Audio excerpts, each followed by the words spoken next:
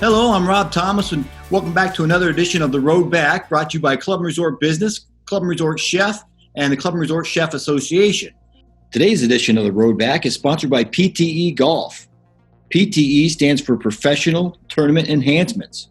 What began as a father-son endeavor, born from a mutual passion for golf and experience in the industry, has evolved into a leading business providing courses, country clubs, and others with high-quality tournament products.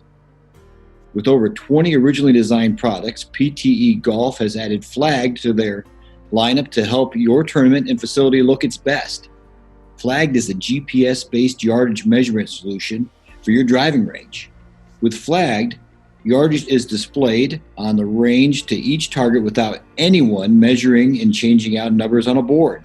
Simply move your bag stand, and with one press of a button, the yardage is automatically updated. Visit ptegolf.com to schedule a virtual demo today. For today's fresh insight into how club and resort properties are meeting the challenges posed by the coronavirus pandemic and are finding new and innovative ways to boost business levels and start to return to full operation, we're talking with Sean Moennich, Director of Golf at Mallard Creek Golf Club in Columbia Station, Ohio. Sean, welcome to the show. Thanks, Rob. Hey, Sean, real quick, you were at Pine Brook prior to this, correct? Correct. So Pine Brook, we're associated with Mallard Creek, kind of all the same family. So I've kind of been within our Fairways Golf management team for a couple of years now. Yeah, we had some leadership changes over at Mallard Creek. So now, actually, I'm still taking care of Pine Brook. So I'm running actually Mallard Creek and Pine Brook at the same time here. Okay, what did you guys do, just as a background, when early March, when the governor shut things down? What did you guys do at Pine Brook that was for the safety factor? So obviously, when everything was kind of hitting, we were kind of just living day by day by what the government was giving us as far as guidance on the safety regulations and how we could operate, and also talking daily with our local health department. And there was a time towards the end of March there where we were shut down for about 24 hours, where they kind of gave us and told us to shut down, and we thought it was going to last for about a week or so. But then about, like I said, 24 hours later, they reversed the decision and allowed us to stay open. And at that time, they really gave us more strict guidelines and regulations of how to operate, as far as the single cards, how to sanitize the cards, limiting the amount of people in the clubhouse, trying to eliminate people even coming in the clubhouse, as far as making payments remotely over the phone or whether that be online, and all those fun stuff that we're still kind of doing right now as well. Yeah,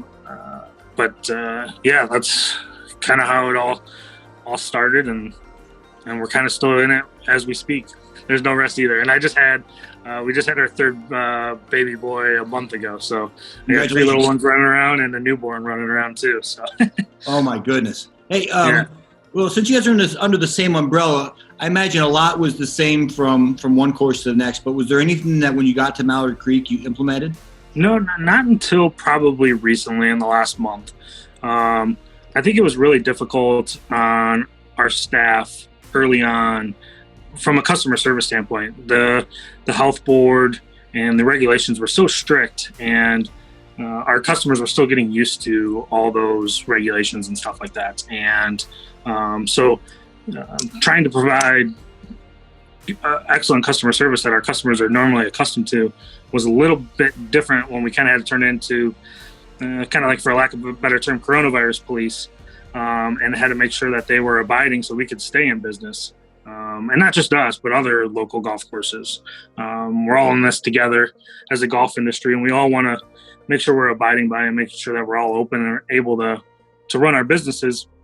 So yeah, it was a little bit difficult early on. And so probably just in the last month, we've kind of implemented more emphasis on getting back to the customer service that our customers are used to having when they walk into either Pine Brook or Mallard Creek.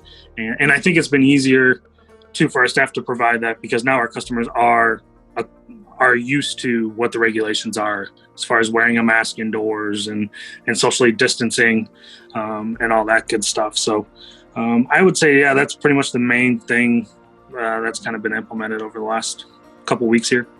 Have you been able to host any events, any larger events, outings, or tournaments? Yeah. So July 1st is when we got the go-ahead from the government that we could go ahead and start hosting outings, as long as we were abiding by the guidelines, socially distancing, and doing all the regulations that they set forth. So we've had a couple at Mallard and a couple over at Pine Brook, and they've all went off very successfully, very safely.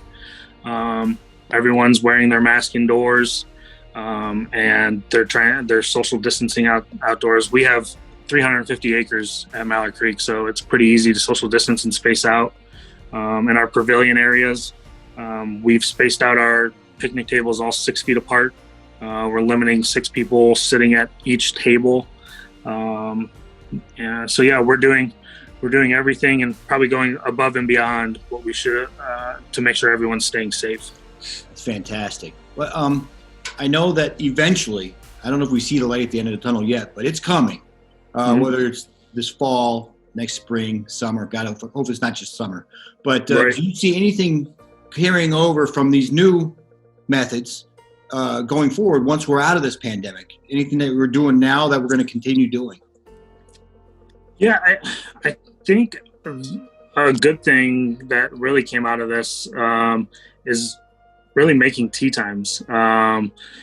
We were, of course, both at Mallard Creek and at Pine Brook, that our customers, we had a lot of walk-up customers.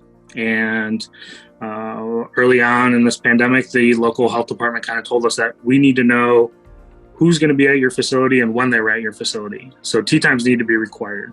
Your customers need to make tee times. So that was something that our customers had to get used to.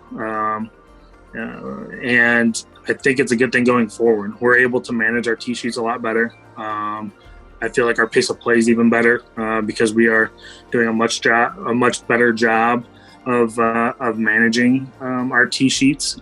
So I think that is something that we'll take forward. And I also think the remote payment option is another thing that we'll take forward as well. It gets guys to the tee box quicker. They can call into our pro shop and say they got a credit card on file through our system, through Chrono Golf is the point of sale system that we use. And so when they have their tee time on there, all they got to do is call and say, hey, can you charge me for 18 in the cart? Boom, we charge their card. We leave all our keys in our golf carts, so they can go right to the cart corral, hop in a cart, check in with the starter, and go right to the tee box.